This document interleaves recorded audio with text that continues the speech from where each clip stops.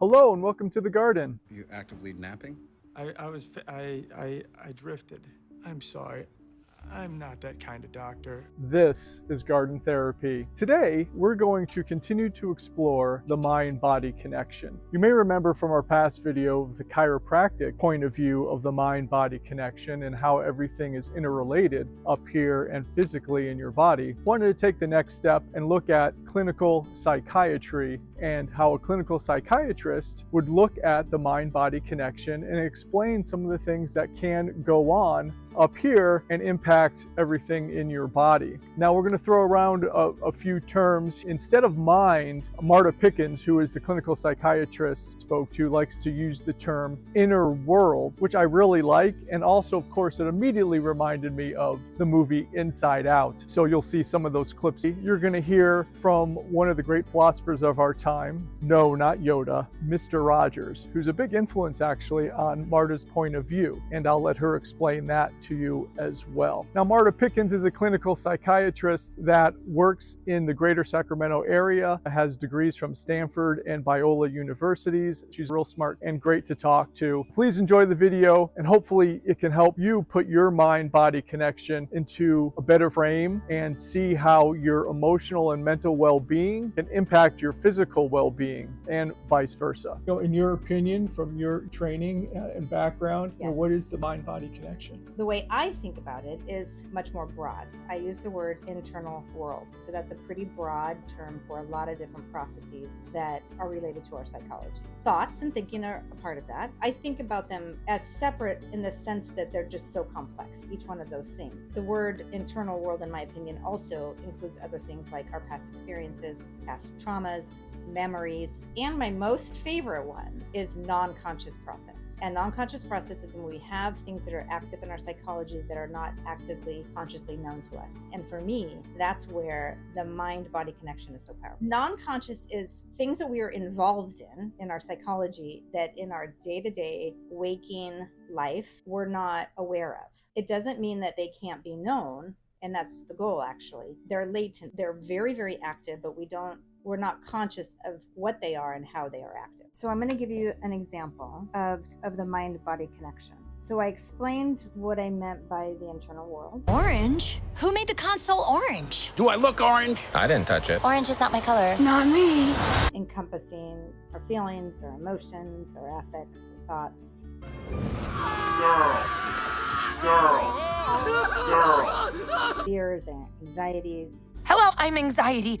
Where can I put my stuff? Traumas, memories, griefs, fantasies, all that. It has a powerful connection to the body. I'm going to give you an example from my life that's really powerful. About 4 years ago, my son, who was 14 at the time, we started the day by fishing. We were fishing, and he says, I just want to keep fishing. I don't want to go to my basketball game. And we said, you made a commitment. You got to go to your basketball game. We made our way to the basketball game. During it, he got incredibly injured. Taken down to UC Davis. He was there for a week, and he had a 10-hour surgery. Basically, he destroyed his leg and his knee. It was pretty awful. We're in the trauma of this. My mind was focused on, got to get through the next step. We got to get through the surgery. It was stressful, and I knew that something else was happening inside of me that I wasn't aware of. Looking back, I know it was something that was non-conscious because I couldn't bear it at the time. It was too much suffering for me to bear. What I came to know, I'll explain in a little bit, my body was letting me know that something was happening that was beneath the surface. We got back from the hospital. After that, I developed this incredibly painful toothache. It was the most awful thing I have ever experienced pain-wise in my life. And this was a tooth that had work on it before. It had like root canals years before. It was fine. It had never given me problems. But all of a sudden, I couldn't sleep. I was in so much pain. So I'm helping my son recover, but I went to see my dentist, and I said, there's something wrong with my tooth. He took an x-ray. He goes, everything looks fine. I'm getting a second opinion. So I went to another dentist. I said, there's something wrong with this tooth. And yada, yada, yada. Made an appointment with an endodontist. Really complex scans. Yada, yada, yada. Fourth doctor. And I said, I am in excruciating pain. There's something wrong with my tooth. He said, I don't know what to tell you. I don't see anything wrong with your tooth. There's no nerve damage. There's no infection. It's intact. And I didn't know what to say. So then I went back to my dentist and I said, you've got to pull this tooth out. I don't care. I just need it gone. And he looked at me and he said, I won't do that. I won't pull out your tooth. And I was mad and I left. My body's in pain, continues to be in pain. Time goes on. My son's in his recovery. And then all of a sudden, that non-conscious process started to come up. And I found myself absolutely over time swallowed in a grief that was so deep, so sad, and so devastating. And that was the grief for what your son lost. It was a very good point. Yes. And what I lost, I The joy had, of seeing him do it. I would never watch him play again. My boy would never do that. And it was also, and it was a loss that I was feeling for him that he couldn't feel. And it was a fear too, like, how are we going to do this? How are we going to pivot? I feel the darkness is going to take over everything. we're not going to survive. So that at the time was so painful. I just couldn't, right? It was like, everything was press it down, but the body was like, let me tell you, it goes somewhere. And so it was showing up in the pain of my tooth. So that's a powerful example of the way in which the internal world, as I broadly defined it, but in this case, this unbearable grief and sadness that I learned over time was actually, it was before my son. It was when I was young. I had some losses and it was like way back. But the point is, right, that connection between mind and body is so powerful. How do you distinguish the difference between, because obviously what you're feeling was real pain. Yes. But it wasn't coming from the body itself. There's nothing medically wrong. Yes. So how do we discern the difference between internal world, mind, and body? That is and treating that. The best question. And it's really hard is my answer to that. It's so hard because Good luck.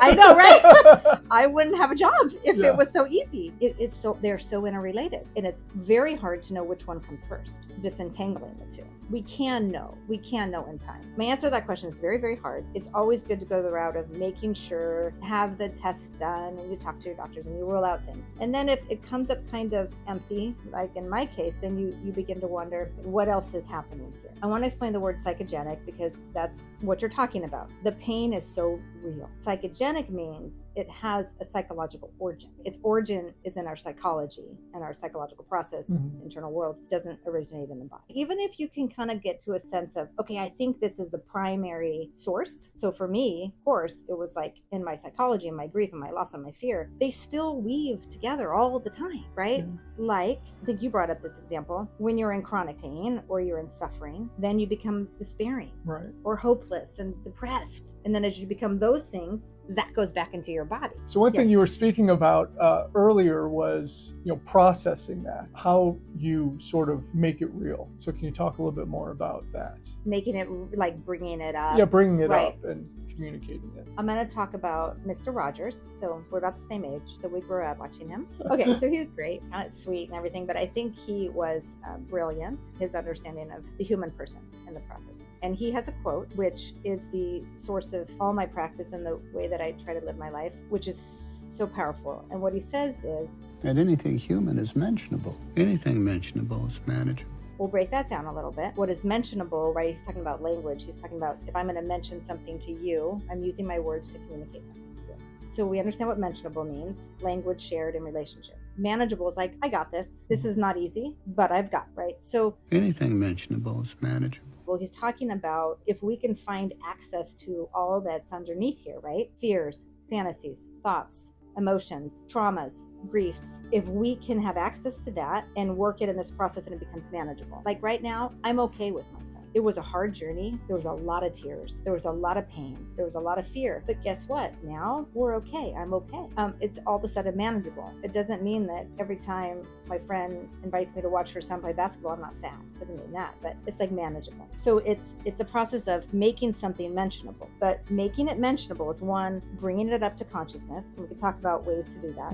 And then finding language around it. So for me, it was like, this is just an awful sadness. I'm never going to watch him again. And I'm afraid we won't be able to recover from this. And I'm afraid he won't. I'm afraid he'll lose too much and he'll collapse, So now I have language for it. And then we talk about it. He talks about the loss. He talks about that it's hard for him when he watches his friends play and he can't anymore. That's what Mr. Rogers was talking about. That's where there's hope in regards to this powerful connection between the mind and the body. It's like, how do we bring it up here? And then how do we practice having language? And then how do we share it with somebody else, which is the ultimate catharsis. ultimately what you do. It's what I do. What you just described for the people out there, some people are good at it. Recognizing something is, everyone I think has the ability to do that. Some people just ignore it or say, yeah, I know it's there, but forget about it. Then trying to create a language and a way to communicate to how do I put this in words that my grog mind can put and communicate to somebody else. And then making yourself vulnerable to share it with somebody, even someone you trust, whether it's a spouse, best friend, whoever. That's the difficult part. It is. You're absolutely right. And all those stages are so hard. They're just so hard, and they're hard. But once you get a little bit of a taste of it, and then you experience the relief and the body can release it, you feel better. Then it's like, oh, there's something here.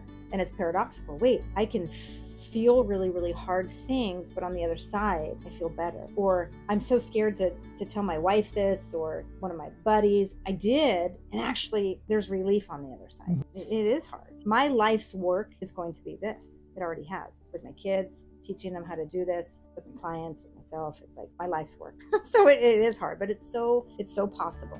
So I hope you enjoyed this video. I'm actually going to put this out in 2 different parts. This will be the first part. Hopefully you got as much out of it as I did speaking with Marta. So in the next part of my conversation with Marta, you'll get to see some tips and tricks you can do at home to help yourself deal with certain issues that may be going on in your life. And also, take a look and see if it's time for you to go outside of your garden and see a clinical psychiatrist or a therapist and speak to them about some of the issues that may be of concern to you. If you've missed any of our past videos, I'll link them right here. And again, thanks for watching.